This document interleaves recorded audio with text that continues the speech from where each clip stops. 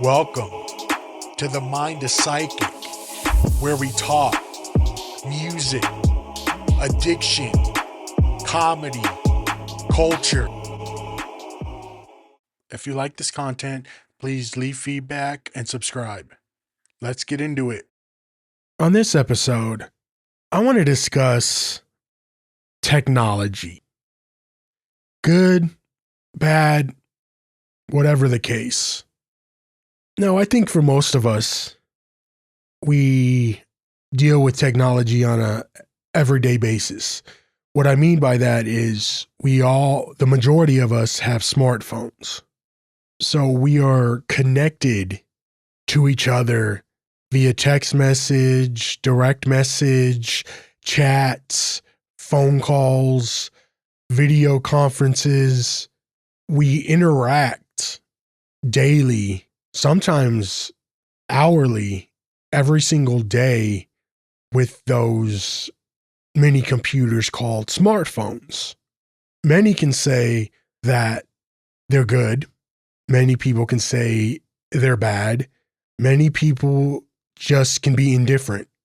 What I want to get to in this episode is I want to look at both sides and just express my opinion on where I think it's heading, where we're at right now, and how we should go forward and not backward with the use of technology. What do I mean by that? We need to understand the importance of limiting technology, limiting the amount of blue light, limiting the amount of screen time, not only with ourselves, but if we have family, children, grandparents, parents, and it's time to just put it down sometimes. Now, I would say most of us find technology as an asset more than a liability. It helps us in life more than hinders us. But I think it could come in, and it has for a lot of people, become an addiction where this technology, we use it so much, especially the smartphones. We use it so much that when we're out to dinner with friends and family, you can see a lot of people at the tables. They're not talking to each other. They're just on their cell phones. Whether it's their children, whether it's the parents conducting business, what have you. And that, I think, is detrimental to society. Now, I'm the last one to talk because I'm always on the phone. Some doing something, reading, doing something on it because it's a mini computer. You can do everything on your phone. You no longer, if you have an idea, you no longer have to write it down on a piece of paper or wait and hope you have that thought when you get home so you can type it into a computer.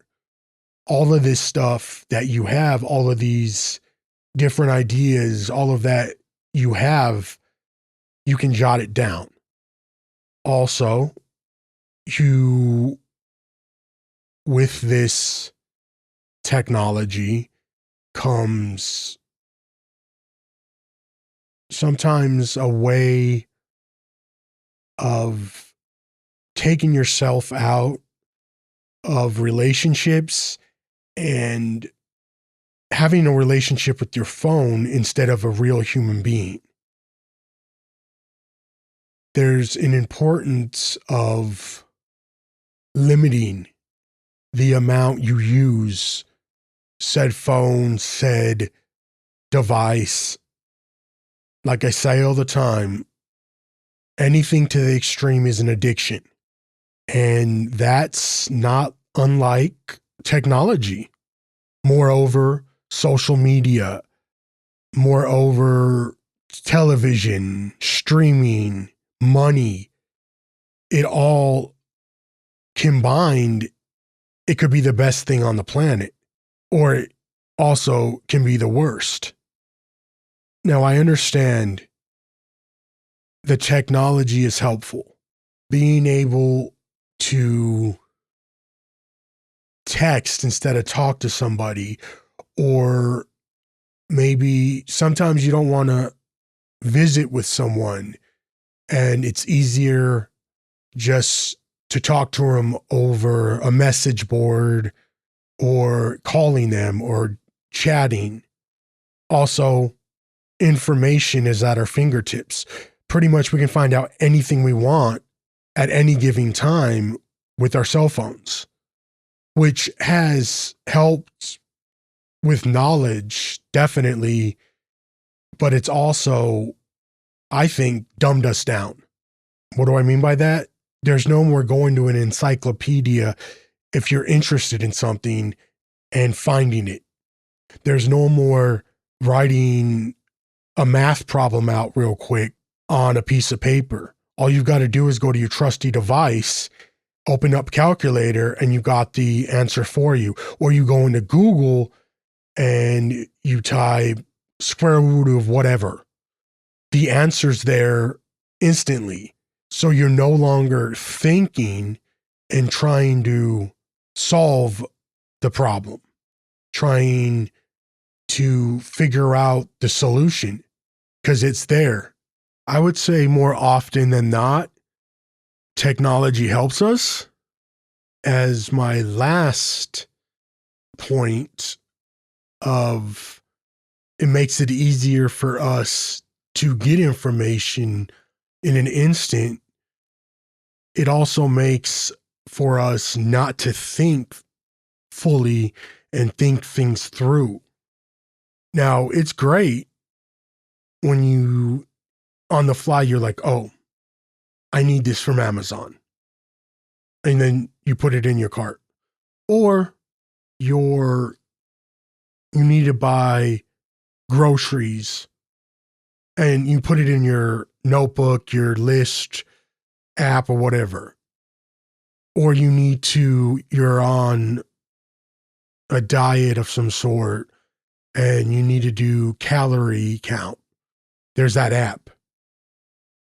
It definitely has made life easier and has helped us, but it also has impaired us, as I said to my point before, that everything is so instant now. We expect everything to be that way.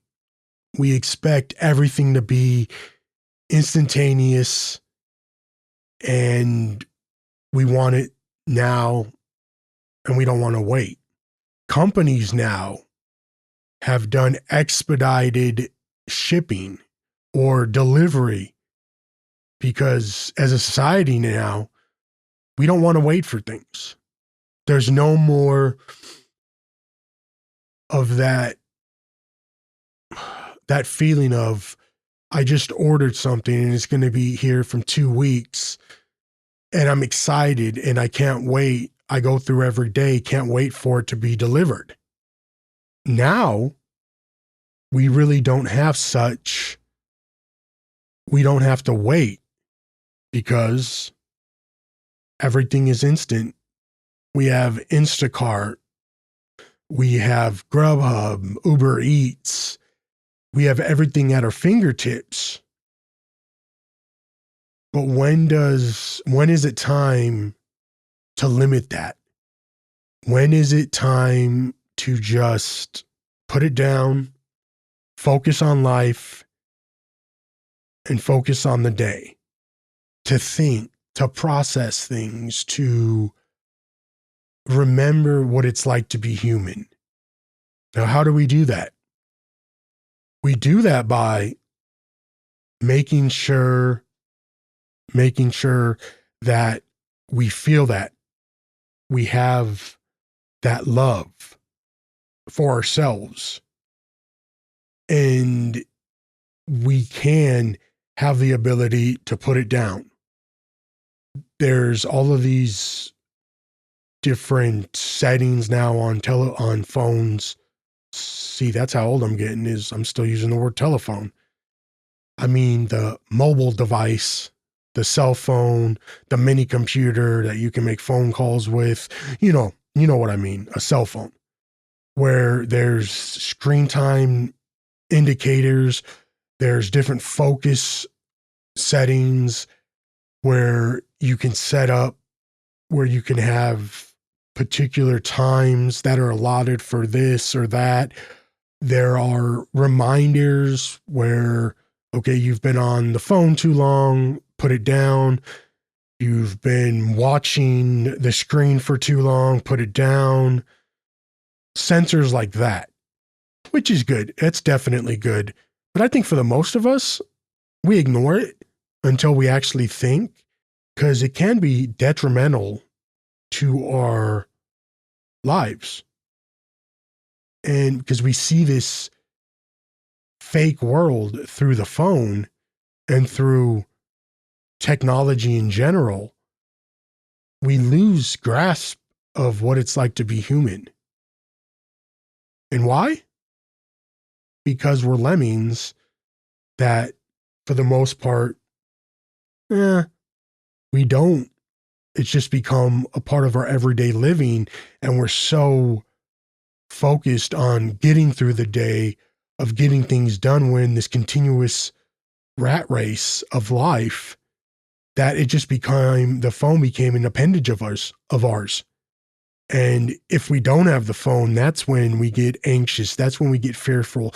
That's when we're like, oh Lord, oh gosh, how can I work without this? How can I live without this device? Now let's take it back to the 90s, because we all know that's my favorite decade. Cell phones started to get big, but they weren't nowhere near what they are now. If you had a cell phone in the 90s, it was to make phone calls. Wasn't even to text. Then you got into your early 2000s, and then Nokia came out with the Nokia, I always like to call it the block phone. You could throw it and at rocks, and it was indestructible. It was a good paperweight as well. But they had they started putting video games on their devices. Snake was a big one. This was 2000, early 2001, 2002-ish, that it grew in popularity. And by like 2005, they have Palm Pilots where you can do more business interaction. Blackberries, they had camera phone. They started to get camera phones. Then you started to be able to get music on your phones. So instead of having a CD player, a cell phone, and a Palm Pilot, it's starting to integrate all of them into one. So instead of having 5 devices, you have 3. You can do your email, you can listen to music, you can call, you can text, you can do your chats, whatever. And you could definitely see through the years how they got less expensive. At one point, you basically have to sell your left kidney to get an iPhone when they first came out in 2007. Now, everybody offers these deals where you lease them. So everybody can have them. Now that's a whole nother point of getting in debt to have a device that you get hooked on. So it's an addiction in its own right, but now you're in debt with the addiction. So, that's a whole nother story. But limiting the amount, I think, is super important. Having the self-control of being able to put it down and meditate in your own way, process in your own way, to have a healthy mind, a healthy behavior, a healthy way of dealing with the day. You know, back in the day when we were kids, we would ride bikes. We didn't have cell phones. We had video games, of course. Now, the phone is the video game. The phone is the production device that you can hook up to whatever. All I'm saying is just be wary of taking time out for yourself and not connecting the device to your brain. Like the whole Neuralink thing that's becoming more and more talked about, that basically you can have something, a Neuralink, basically technology placed in your head where basically the cell phone becomes obsolete. But then it's now hooked up to you and you're now almost like a cyborg. Just be wary of that sort of thing. And I think by limiting and having the idea in your head always that this technology and the cell phone and all of that is there, that can be positive in your life, but it can be extremely negative as well. And it can cause a lot of harm. It can enable people to do things that they shouldn't be doing.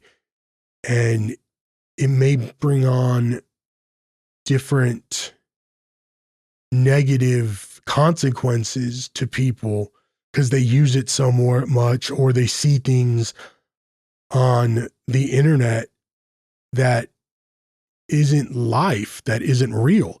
It's negative, it's fake. And people see this, especially on social media sites. People have these perfect bodies, these perfect images. In truth, a lot of it is photoshopped. Or they see these really expensive luxury cars, or these homes. Most of it's leased. It's not real. Or somebody shows, their stock portfolio. Okay, it's not liquid. They don't have the paper. It's not gold. So what I'm saying is, as good as the technology is and what you can see, it not necessarily means that it's real or it's good. And it's okay to ask questions. You can be scrolling through social media, you can be scrolling through your phone, through your emails, and then you're just like, I don't want to do this. This is just, it's not healthy. And it's okay just to put the phone down. Hey, it's even okay to turn it off. Put it in a drawer for a little while. Put it out of hand's reach. Because we really need to start thinking more intuitively and believing in ourselves as opposed to technology. It's all well and good, don't get me wrong. I love it just as much as everybody else. But it in its own right can become an addiction, a technological addiction. Scrolling through Instagram or scrolling through TikTok hours on end, watching reels and stuff like that. 1 minute you're laying down in bed, and then 8 at night you're getting ready to go to sleep. The next minute you look down at your phone, you've just doom scrolled for 6 hours, and you have to be up at 7 for work the next day. So instead of getting that 8 hours of sleep, you've already been scrolling until 2 a.m. So you only get 4 hours of sleep, and that'll mess up your whole day. all in all, just be mindful, just enjoy others, enjoy time with humans, with activities, and just limit as much as you can the amount of cell phone usage, device usage, video games, TVs, streaming services, all of that. Just take time and enjoy life. I'm out. Thank you for tuning in. Please subscribe and leave a comment. You can hear me on all major platforms and socials under the Mind of Psychic podcast. See you next time.